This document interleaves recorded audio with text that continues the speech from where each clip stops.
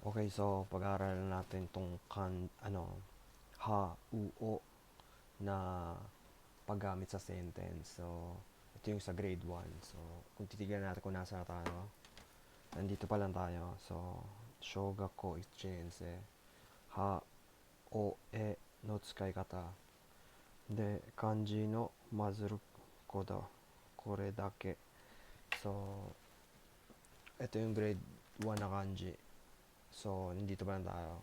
Series to ng mga kanji. So, 1, 2, 3, 4, 5, 6, 7. May 13 na libro. So, ang dami natin pag-aaralan. Ito na. Yes! Yup. Ganito kakapal. So, ang dami natin pag-aaralan pa. So, bilhin nyo to sa Amazon o sa bookstore. So, yan. Itong taha, uo, no, tsukai kata. Pang grade 1 pa lang to ah. Marami pa.